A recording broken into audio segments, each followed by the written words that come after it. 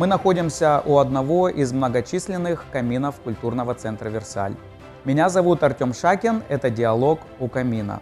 С радостью представляю нашего сегодняшнего гостя, актера театра и кино, певца, артиста бродвейских шоу и мюзиклов Игорь Портной.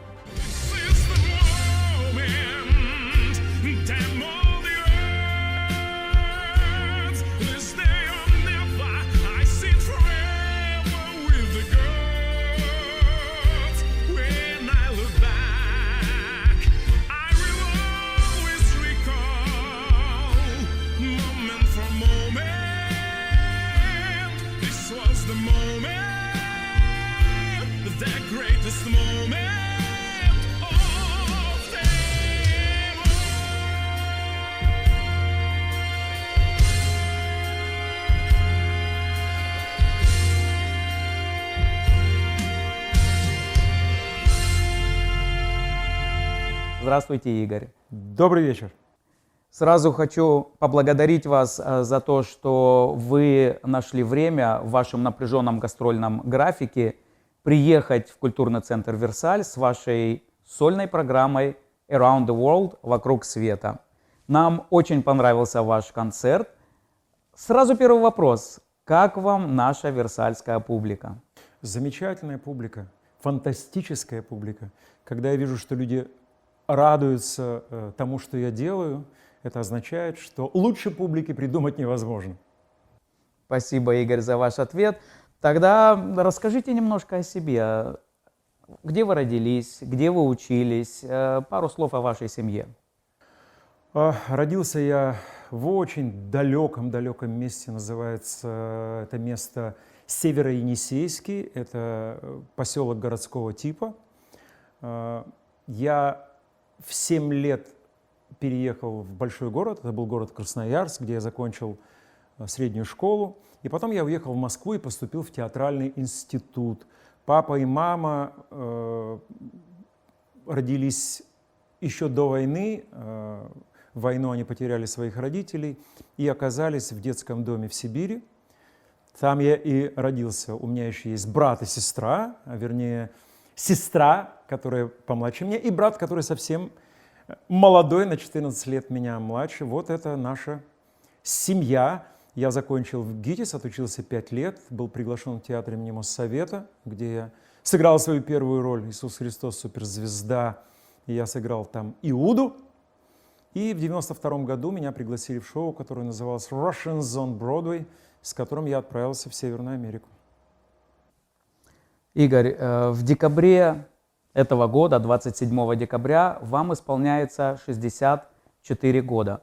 Но вы производите впечатление человека лет на 20 младше. Расскажите секрет, что вы делаете, чтобы оставаться в такой прекрасной и молодой физической форме? Спасибо. Секрета никакого, в общем-то, нет. Я думаю, что любой человек, который занимается любимым делом, он не работает ни одного дня. Вот я не работал ни одного дня, потому что я занимаюсь любимым делом. А это очень важно. Ну и меня окружают всегда молодые люди.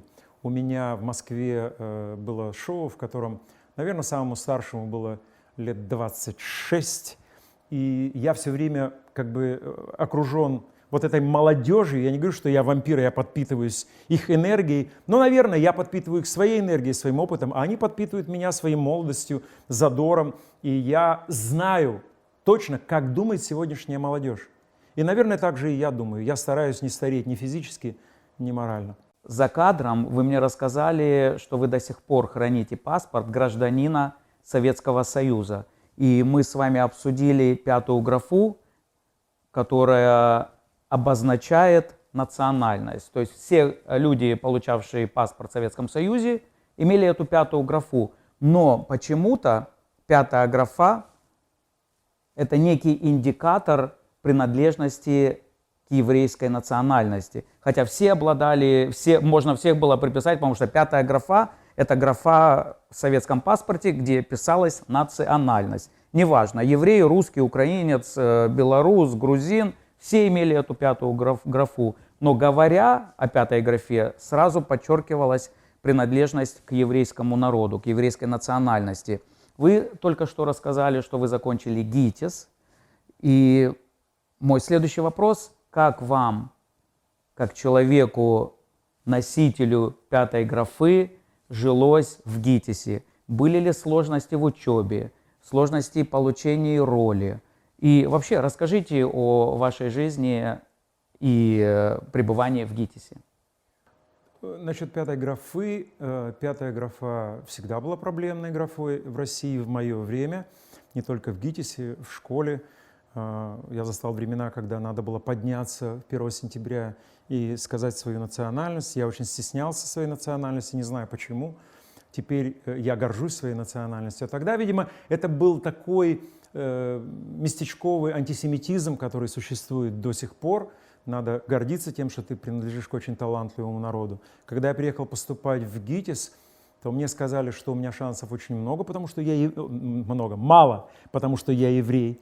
И, наверное, я не поступлю. Мне повезло, была перестройка, и Ельцин, когда приехал в Москву, привез с собой замечательного режиссера Владимира Кимовича Курочкина, он был евреем. И он во мне что-то увидел, он меня взял к себе на курс, и для меня было это огромное счастье.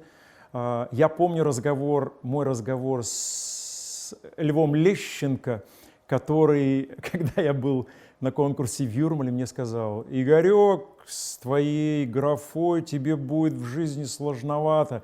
И вообще я бы на твоем месте подрезал нос», сказал он мне. Причем я нормально отношусь к Лещенко, он тоже закончил ГИТИС, тот же факультет, на котором учился я.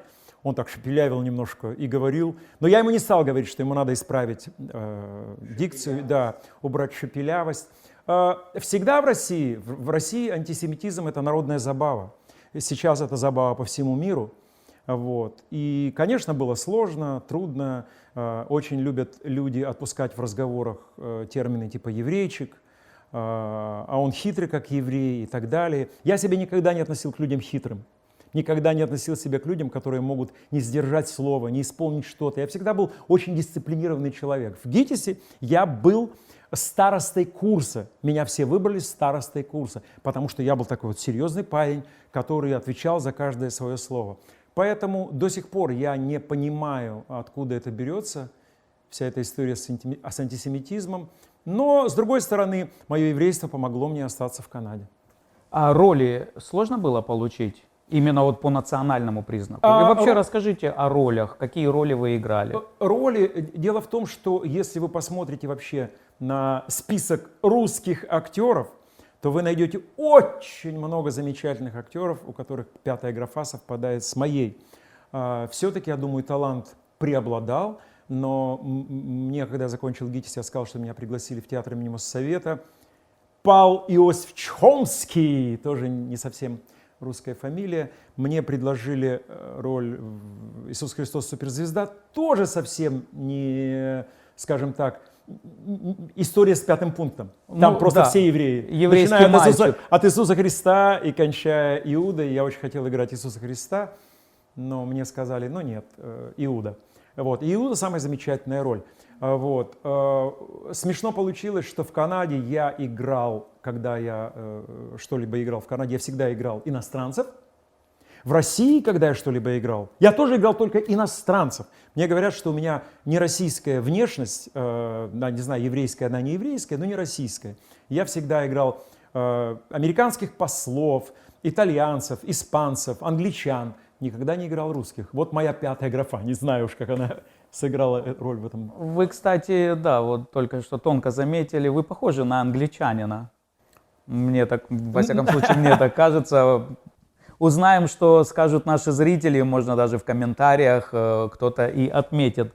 Вы только что отметили имя Льва Лещенко, а с кем еще из знаменитых, именитых людей вам удалось поработать, может быть, учиться? Можете назвать хотя бы 5 фамилий, широко известных нашему простому народу, который сидит у телевизора и говорит: этого я знаю, и этого я знаю, и эту фамилию я тоже слышал. Ой, таких фамилий много. Мне посчастливилось работать с Александрой Николаевной Пахмутовой и Николаем Добронравовым. Мы очень дружили. Я с ними начал работать где-то в 90-м году. Почему помню? Потому что было 10 лет со времени Олимпийских игр. В 80-м году были Олимпийские игры в Советском Союзе. И я с Александрой Николаевной спел много очень концертов. Я дружу с Максимом Исааковичем Дунаевским, он замечательный человек. И совсем недавно, вот мы приезжали в Филадельфию, мы привозили мюзикл «Мэри Поппинс», который написал как раз Максим Дунаевский. Я знаю, наверное, всю современную российскую звездную, как говорят, тусовку, потому что в течение 8 лет я делал так называемый, не я делал, а я отвечал за музыкальную часть Боско Бала. Боско Бал — это мероприятие, которое собирало всех абсолютно звезд политики, спорта и, естественно, кино и театра. И Ваня Ургант это мероприятие все время вел, Валера Сюткин. Сегодня вот у нас был концерт, очень смешно, и как раз ты рассказывал эту историю, что гитарист в сегодняшнем концерте Максим. оказался, когда он сказал: «О, я вас знаю, вы к нам, по-моему, приходили». Оказалось, что мы с ним встречались у Александра Клевицкого в оркестре имени Юрия Силантьева. Вот. И я переработал, и из западных я знаком с Аланом Менкеном. Алан Менкен — это автор таких мюзиклов, как «Русалочка». Много у него, очень много мюзиклов. Я знаком с авторами мюзикла «Иисус Христос. Суперзвезда». Это Эндрю Ллойд Уэббер и Тим Райс. Вот. Мне посчастливилось познакомиться с Аббой. Они приезжали в Москву, когда мы открывали мюзикл «Мамма Мия». Не вся Абба приезжала, их приезжало только 2. Ну, много, в моей жизни было много замечательных, фантастических. Ну, естественно, была эта история с Монсеррат Кабалье, с которой мы очень сильно подружились. О ней мы поговорим чуточку позже, вы уже забегаете немножко вперед. Я хочу только отметить момент, о котором вы только что проговорили. Действительно, Макс Солодки, замечательный гитарист. Кстати, как вам? Как гитарист Макс, который аккомпанировал сегодня вам в вашем концерте, и еще один прекрасный музыкант Геннадий Варшавский, который на рояле также аккомпанировал вам. Как вам наши музыканты, которые работают в культурном центре «Версаль»? Они реально музыканты высшего класса, и я говорю высшего класса, потому что ты прекрасно знаешь, что я прилетел вчера, у нас практически не было возможности репетировать. Мы определились с тональностями, я назвал какие-то песни, и я сказал «just follow me», вернее, следуйте за мной, и они это сделали просто фантастически. Ну, хорошие музыканты, вернее, замечательные музыканты — это замечательные музыканты, тут нечего говорить. Вот, поэтому как бы я должен отметить человека, который сегодня снимает наше шоу, вот, Славу Немова, потому что звук был замечательный. Сегодня как бы пазл сложился, когда было очень легко работать. А это играет огромную роль, когда тебя окружают профессиональные, настоящие профессиональные люди. Поэтому ты делаешь только свою функцию, тебе не надо напрягаться. Ты только занимаешься тем, что ты поешь, общаешься с публикой, все остальное вокруг тебя делают профессионалы. Они тебя как бы показывают: вот, посмотрите на него, они тебе помогают быть ярким. Но это действительно так, и мне очень приятно, что вы увидели, как профессиональный человек, заметили и обозначили. Поэтому благодарим и Макса, и Геннадия, и Славика, и вас за эти теплые слова. И принимаю это на свой счет вместе с владелицей культурного центра «Версаль» Леной Мармур. Я думаю, ее тоже можно отметить. Она действительно приложила максимум усилий для того, чтобы концерт состоялся, для того, чтобы все срослось, сошлось, и вам было комфортно и выступать, и находиться здесь, в студии культурного центра «Версаль». А с Максом я бы хотел отметить отдельно очень интересный момент. Во всяком случае, меня он порадовал и удивил одновременно, когда вы увиделись с Максом буквально за час до концерта, встретились, и Макс сказал вам эти слова, обозначился, что он работал в оркестре Силантьева, на что вы, недолго думая, говорите: а давай-ка прямо сейчас позвоним художественному руководителю и передадим ему привет.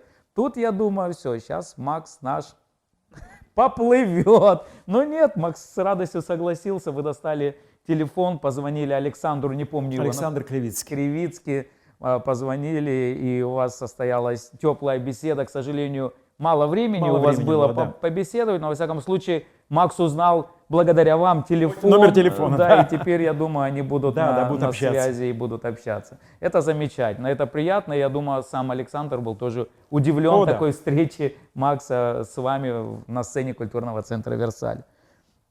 Игорь, вы снимались в кино, вы снимались в сериалах. Вы, кстати, напомните, в каких сериалах вы снимались? У меня не так много кино, не так много сериалов. У меня есть пара фильмов в Голливуде.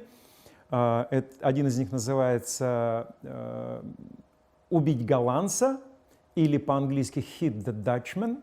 И я играю самого себя, я играю еврейского певца.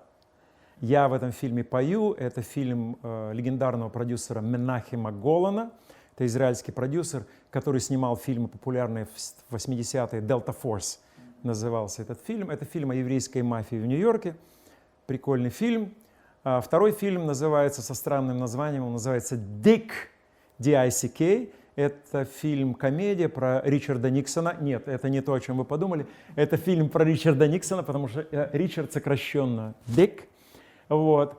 И в этом фильме снимается очень много будущих звезд. Тогда, когда я снимался, это Кирстен Данст, которая потом снялась, по-моему, «Спайдермен».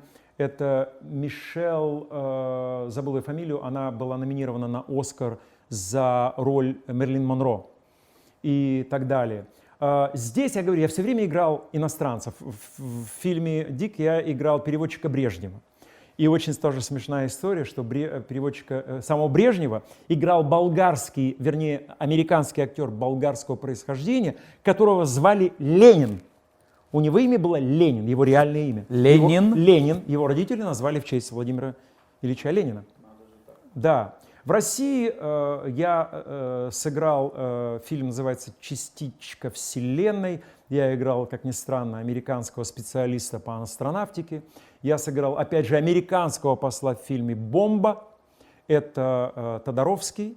Интересный фильм, по-моему, 4 или 6 серий. Люди пусть посмотрят. Это о создании атомной бомбы. Сериалы. Я сыграл в сериале «Универ». Это такой прикольный ситком. На удивление, ни одной серии не видел «Универа», хотя слышал, Да, гремел да, по достаточно популярный, СТС. да. Потом, как же, тоже популярный очень сериал, как в России говорят, ментовский. «Улица разбитых фонарей». Нет, другой. Вылетело из головы. Я как бы вспомню, вы можете потом людям Про сказать. сыщика что-то был такой. Глухарь. Глухарь, точно. Глухарь, вот как назывался сериал «Глухарь». Я озвучивал огромное количество мультфильмов голливудских, вернее, диснеевских. Я переводил огромное количество диснеевских мультфильмов на русский язык. Это была практически моя вторая профессия в России. Я случайно ее обнаружил для себя. И я переводил очень много. И очень, если посмотрите, там целое поколение воспиталось на моих переводах и на моем голосе в мультфильмах. Ну вот как-то так. Игорь, вы снимались в кино, играли в спектаклях, принимали участие в мюзиклах, бродвейских шоу, операх, оперетах. Скажите, а есть ли жанр, который вам нравится больше всего? Чему вы отдаете предпочтение? Я закончил ГИТИС как актер музыкального театра. Поэтому, естественно, я отдаю предпочтение музыкальному театру, и я имею в виду именно мюзиклам. Мюзикл — это моя страсть, я всегда об этом мечтал. И мюзикл — это самый, наверное, синтетический вид искусства, потому что ты должен петь, танцевать, быть хорошим актером, и это тебе дает возможность быть в мюзиклах. В Россию мюзиклы пришли гораздо позже, чем они появились в Америке. Америка, я считаю, родина мюзиклов. Вот. И мы, наверное, были первым курсом в ГИТИСе, который реально занимался мюзиклами. Мы, наверное, одни из первых, кто ставил реальные мюзиклы, такие как «Кабаре», «Вестсайдская история». И, как я уже сказал, мне посчастливилось работать в мюзикле «Иисус Христос. Суперзвезда», который, кстати, написали два абсолютно юных человека тогда.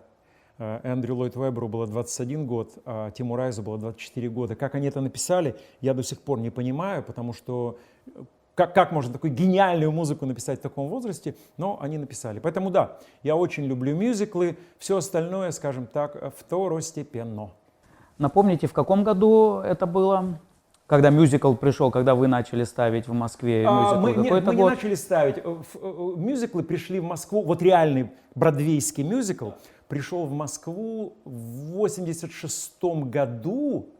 Мюзиклы были. Был в театре оперетты, был «Скрипач на крыше», шоу в российском переводе, «My Fair Lady», «Моя прекрасная леди», но физически настоящий бродвейский продакшн привезли в Москву в 1986 году. Я был студентом первого курса, и приехала австрийская компания с мюзиклом «Кошки» «Cats». И я помню, как в театре оперетты в московском, когда проходили репетиции, и были открыты эти репетиции, публика практически полупустые залы были. Когда все первый раз увидели, как говорится, пошла молва, и премьера, тогда еще была милиция, был оцеплен весь квартал вокруг театра оперетты, люди просто ломились на это шоу. И, конечно, для меня это был шок, когда я видел этих кошек, ползущих по залу, и когда я слышал этот идеальный звук, вот идеальный звук. Такого звука тогда, до того времени, на спектаклях я не слышал никогда. Ну и потом все началось. В 2006 году в Москву пришла огромная компания Stage Entertainment, которая сначала открыла один театр, потом открыла второй театр. И все начиналось с того же самого мюзикла «Cats». «Кошки» — это был первый бродвейский мюзикл, который приехал в Москву. Потом была «Мамма Мия» и так далее, и так далее, и так далее. То есть это все пришло из Америки? Это пришло, я не могу сказать, что это пришло из Америки. Есть как бы такие франчайз театральные, да, как Макдональд, только это театральный Макдональд. Stage Entertainment — это театральный Макдональд. В каждой столице мира у них есть свой театр. И глава тогда Stage Entertainment был голландец. И у него, как он говорил, у него висела карта мира, в которой было натыкано, в каких городах у него идут мюзиклы. Он сказал... Флажки такие, да? Да. И он сказал: «Москва! Огромный город! Я должен иметь театр в Москве!» И они пришли в Москву. Интересно. Да. Спасибо. Игорь, вы уже много лет живете в Канаде. Наверное, уже гражданство у вас канадское. Не наверное, точно. Точно. Уже давно. Уже давно. Я гражданин Канады, я Канаду считаю своей страной. Но у вас очень интересная история, как вы первый раз приехали, попали в Канаду. Не зря говорю попали. По-моему, это было точное попадание в десяточку, после чего вы остались. Расскажите, пожалуйста, и что потом произошло? Ведь у вас была еще, насколько я знаю, и американская грин-карта. Да, вкратце, пару чего слов. только в моей жизни не было. Вкратце, в моей жизни всегда встречались люди, которые переворачивали мою жизнь напрочь. Вот такой случай произошел. Я заканчивал ГИТИС, и у нас были дипломные спектакли, и ко мне... у нас обычно спектакли шли в учебном театре ГИТИСа. Его поставили на ремонт, и нас отправили в Гнесинку. И мы играли спектакль в Гнесинке. После спектакля зашел человек в гримерку и мне сказал, именно мне он сказал: «А вы не хотите поехать в Америку?» Я сказал: «Конечно, хочу». Все сказали: «А почему не мы?» Ну, видимо, чем-то я ему приглянулся. Был такой режиссер Евгений Гинзбург в Москве, который делал очень много всяких бенефисов, в том числе там бенефис Гурченко, бенефис Миронова. И вот он был режиссером этого спектакля. Приехал американец, была перестройка, он приехал в Москву и решил сделать шоу совместное, американско-российское.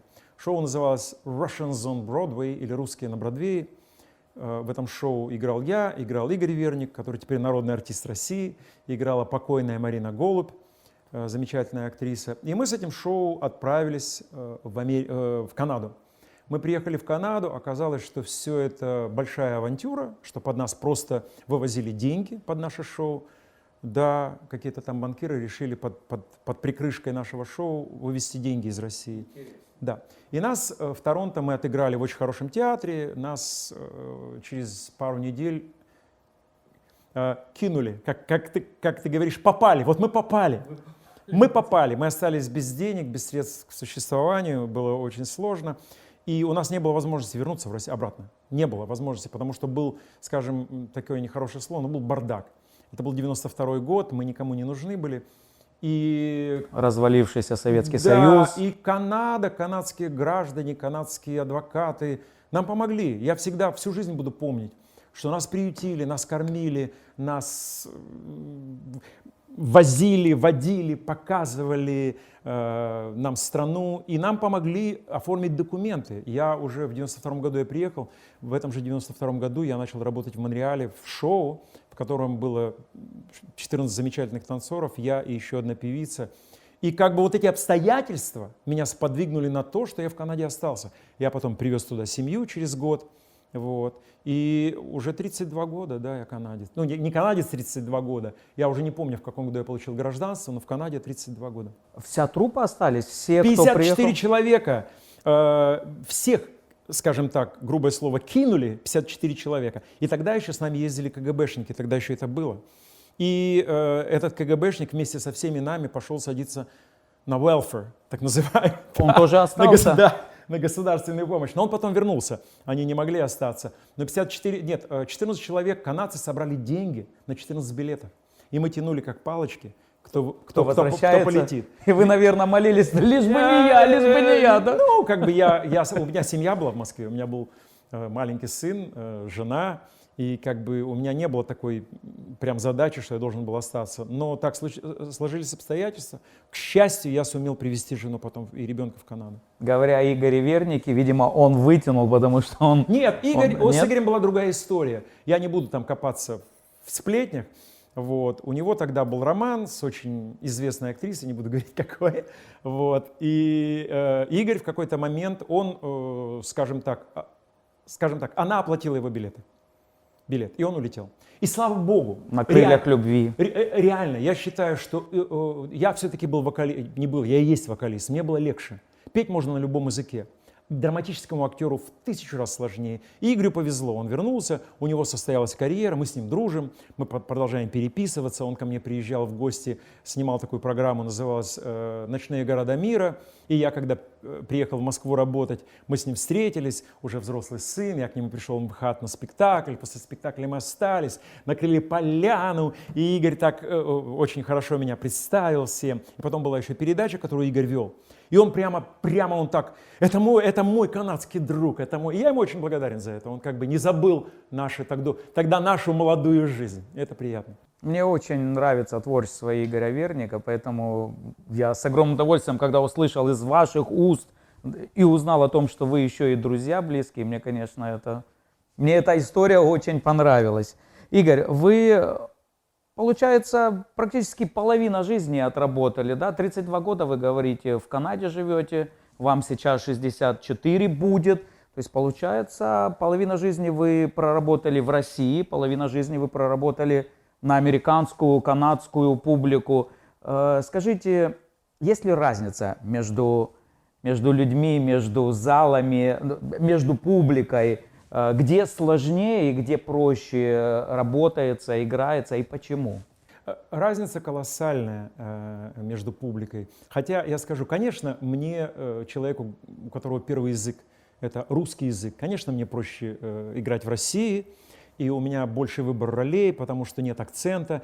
От акцента практически, если ты приехал, как здесь говорят, after puberty или после полового созревания, от него невозможно избавиться. Нет таких людей, которые избавились от акцента, которые приехали уже вот после того, как они стали мужчинами. 11 лет, я или слышал. женщинами. После 11 лет. Это конкретно говорят puberty. Вот. После этого нет таких людей. Я приехал, к сожалению, уже когда я от акцента избавиться не мог, поэтому я всегда играл foreigners. В России у меня была возможность выбирать роли. Но разница в чем? Американская публика, у них менталитет другой. У американской публики менталитет такой. Я заплатил деньги, я в любом случае получу удовольствие. В любом. Вот трава не расти, я получу удовольствие. Россияне или бывший Советский Союз, менталитет такой. Я заплатил деньги, развлекай. И это не ставлю я в пику. Просто это разный менталитет. Мы по-разному, американцы более свободные, более раскрепощенные, более раскрытые. Они хотят получить удовольствие. Нас в России сильно зажимали, нам всегда говорили, что ты самый умный, не высовывайся. Здесь наоборот говорят, ты самый умный, высовывайся. И это как бы сказывается на нас. Насчет того, что полжизни немножко не так, потому что, несмотря на то, что 32 года я в Северной Америке, я все-таки в 2008 году меня пригласили в Москву на год, и я застрял на 11 лет. То есть получилось, что если поделить вот это вот, то к этим 32 годам надо прибавить еще Добавляется 11. лет В России я России. провел больше, и я получал колоссальное удовольствие, играя в спектаклях в России. И у меня был выбор, у меня было свое собственное шоу. То есть вас пригласили как уже иностранного американского специалиста по мюзиклам, да, отыграть в России? Как Или канадского. Как канадского. Как канадского. Да, меня пригласили как канадского актера, потому что я, честно говоря, когда я приехал в Россию, я людей учил, что такое Бродвей. Я им рассказывал, потому что тогда был очень узкий круг названий. Они знали там «Призрак оперы», вот «Иисус Христос, суперзвезда», «Кошки». Какие-то такие другие мюзиклы они не знали. Я привез огромную тогда фонотеку, и я практически всех своих друзей, я им понапихал, распихал эту музыку, говорю, слушайте, слушайте, в Америке столько всего, и как бы да. И у меня было шоу, которое я создал в 2009 году, оно именно рекламировало американские мюзиклы. Это было шоу, в котором было, не соврать бы сейчас, наверное, 20 вещей из каждого популярного американского мюзикла, которые не знали в России. То есть некая попури такое из мюзиклов. Попури, которые я потом с гордостью могу сказать продюсировал в одном из самых крутых московских залов, это «Зарядье». Мы сделали шоу, которое называлось «Игра в мюзикл». Я и замечательный музыкант, и композитор, и дирижер Женя Загод, мы продюсировали мюзикл, и наша задача была именно, это было вот буквально перед пандемией, представить россиянам мюзикл, про который они никогда не слышали, которых они никогда не видели. Очень было успешное шоу. Очень интересно, я бы с огромным удовольствием сам посмотрел, послушал. Нигде нет записей? Есть. Есть? Есть, они есть. В интернете интернете? можно найти. Так и называется. «Игра в мюзикл». Есть. Отлично. Ищем, смотрим, Да. наслаждаемся. Игорь, вот вы сказали о том, вы упомянули имя Монсеррат Кабалье. И здесь, конечно, хотелось бы поподробнее. Я-то знаю, готовясь к этому интервью, что когда ей исполнилось 85 лет, она свои юбилейные 85 лет решила отметить в Москве большим концертом. И вам предложили провести этот концерт. Но вы отказались.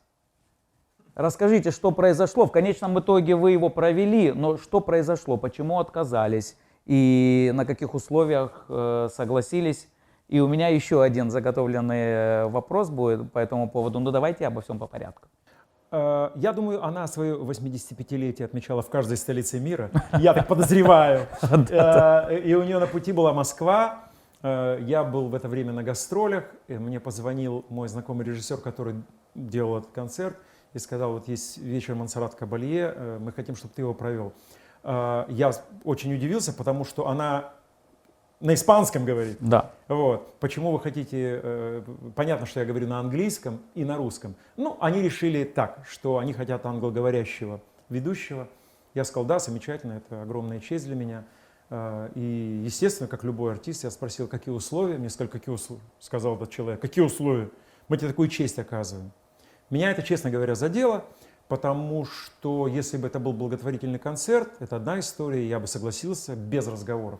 А когда это был чисто коммерческий концерт, билеты стоили страшных денег, огромный зал на 6 тысяч мест, Кремлевский дворец, все люди зарабатывают колоссальные деньги, я знаю об этом и уверен. У меня в этот день спектакли, за которые мне очень неплохо платят, и почему я должен отказываться от своего гонорара, я не очень понимал.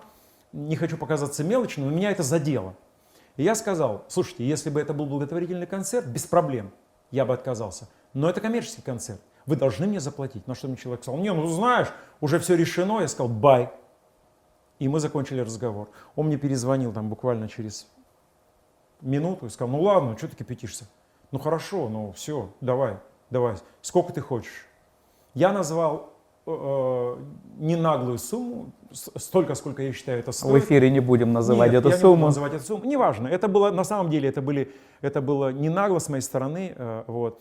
И мне сказали, хорошо. И я приехал. Но, когда концерт закончился, продюсеры подошли ко мне и сказали, как же хорошо, что ты согласился на это дело. Потому что получилось, что, я не знаю почему, так получилось, что она проникла ко мне симпатией огромной. Я выходил, она сидела в инвалидном кресле, ее вывезли. Она к тому времени уже ходить не могла. На Да, она концерте была ее больна. дочка, была ее внучка. И она, как бы я видел ее просто вот боковым зрением, что она сидит на сцене. И я рассказывал о ее жизни и так далее и тому подобное. Вот. На английском языке. На русском. На русском. Я вообще, Для русской- я не знаю, почему они, это была русская публика, я не знаю, почему они как бы меня позвали, I don't know. Вот. И когда в первом отделении я выходил все время, во втором отделении мне сказали, объявляй, я спел в первом отделении пару арий оперных, во втором отделении я сидел за сценой и за сценой объявлял. И вдруг я вижу, что какая-то суета происходит. Я эту суету потом увидел на экране, хорошо, что это снимали. И как оказалось, она говорит, where is Englishman? Она меня назвала Englishman, и все забегали. А я сидел там в этом своем уголке. Где? Кто такой Englishman? Все пытались понять, что она имеет в виду, потому что я по-русски разговаривал. Вот. Что я Englishman знал только режиссер спектакля, в смысле... Видимо, он ей сказал, у нас будет... Прибежали, нашли меня, она тебя зовет. И дочка говорит, а он что, не хочет идти? И она говорит, он что, не хочет прийти? Не хочет прийти. Мне говорит, бегом. Ну, я вышел к ней. Вы вышли на сцену, и я видел эти кадры, я видел это видео, я нашел его тоже в интернете, желающие могут посмотреть.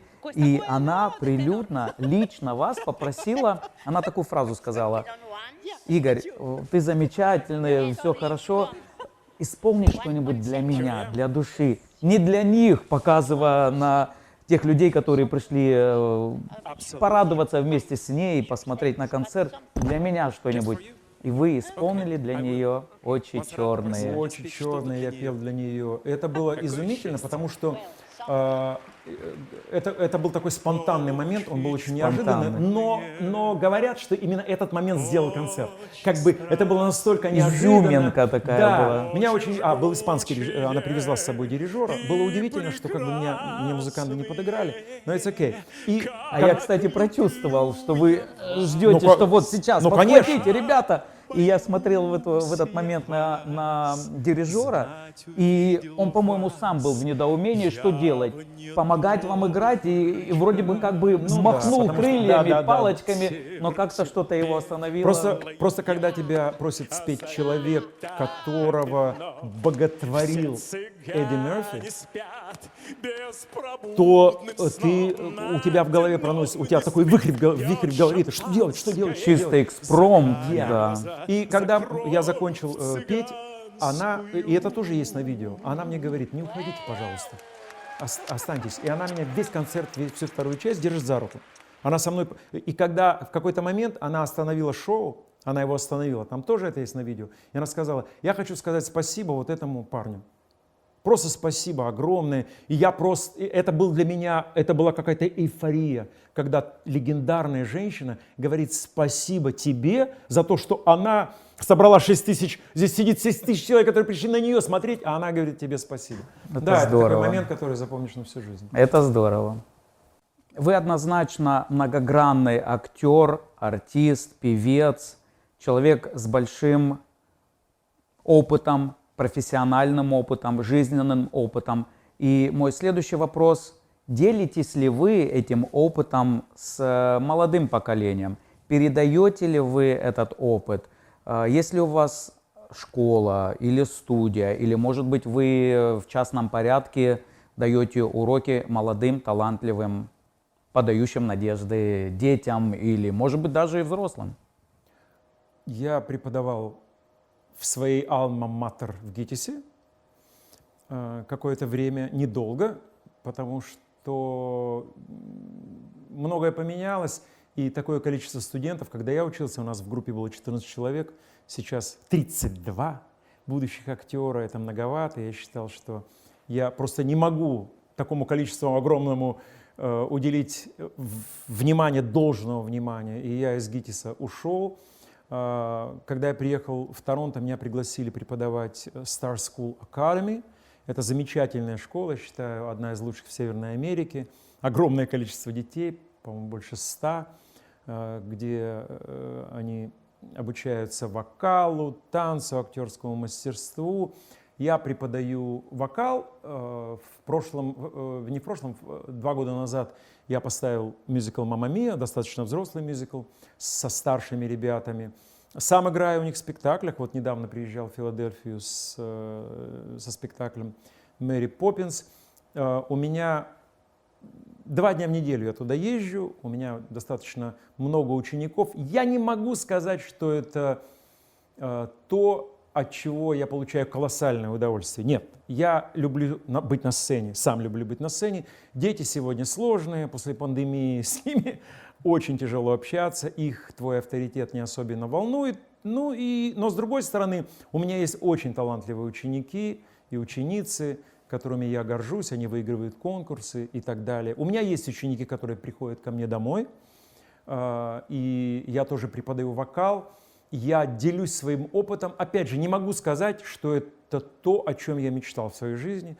Я думаю, что для меня еще есть роли, которые я не сыграл, поэтому я предпочитаю сцену. В конце концов, стариков тоже кому-то играть надо. Я вам искренне желаю, да, чтобы те роли, которые еще не были вами охвачены и отыграны, чтобы ваша мечта сбылась, и вы еще поиграли и порадовали вашего зрителя вашим творчеством. Игорь, у меня осталось немного вопросов. Давайте напоследок такой блиц.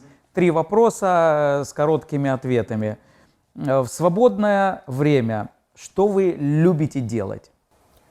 Люблю сидеть в интернете, как все сейчас это делают. Плохо, но... Что вы тогда... Вот, кстати, второй вопрос. Что вы делаете в интернете? Вы смотрите YouTube или просто листаете Facebook или какие-то медиаплатформы? В интернете, во-первых, я сейчас плотно наблюдаю за тем, что происходит в мире. Время сложное, и интернет доставляет самые последние события, и я люблю анализировать. Я слушаю все стороны, пытаюсь для себя решить, не слушая такой-то канал или такой-то канал, а для себя определиться, что происходит. Я очень люблю смотреть музыкальные видео на ТикТоке.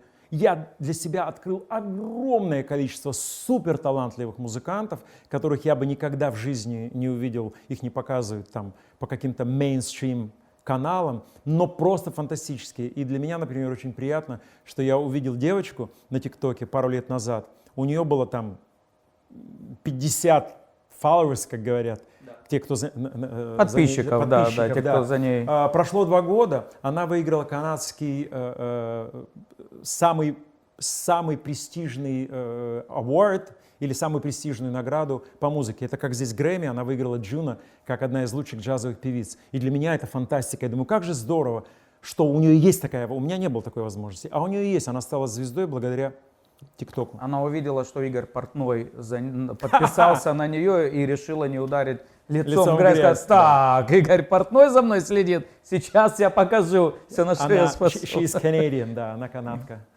Именно канадка. Канадка, да, она англоговорящая девочка, да. 3-й блиц вопрос. Какую музыку вы слушаете, если вообще слушаете музыку? Музыку я всегда... У меня выбора нет. Я слушаю огромное количество музыки. Я, когда еду в машине, я слушаю музыку, потому что у меня эти самые ученики, огромное количество, мне надо им предложить репертуар. Поэтому я стараюсь, слушать все самое свежее, б, я стараюсь слушать то, что мне нравится. А мне нравится, скажу очень тривиально, хорошая музыка.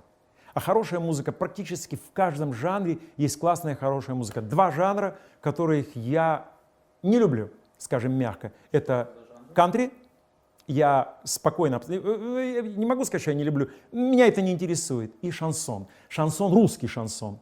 Вам не нравится русский шансон? Нет, мне русский шансон не нравится. Потому что это очень гармонически, как музыканту, все это достаточно примитивно, предсказуемо. 3 аккорда. Я знаю точно, куда пойдет гармония, я знаю, чем закончится, я знаю, какую мелодию он будет петь. И когда я начинаю петь, а иногда я пою шансон, потому что, извините, все равно это приносит какой-то доход, и у меня в голове иногда мелодии путаются, потому что гармонии все одинаковые. И я начинаю петь, это, конечно, не шансон, но была такая история, когда надо было спеть песню «Ты жива еще, моя старушка, жива я, привет тебе, привет».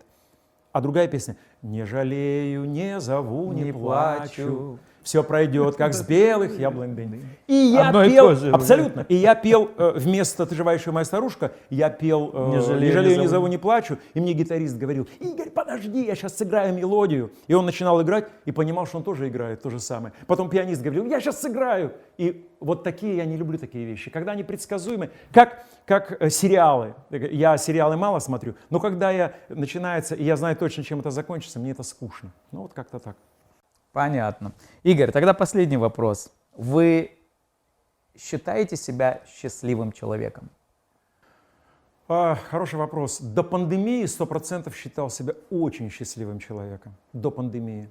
Во время пандемии я вдруг оказался без работы, невостребованный, как все артисты, спортсмены и так далее. И было очень обидно и горько, что вот такие времена наступили. Но, тем не менее, я считаю, что жизнь удалась, и она продолжается, и все будет хорошо. Спасибо большое за интервью, за ваши интересные рассказы и ответы.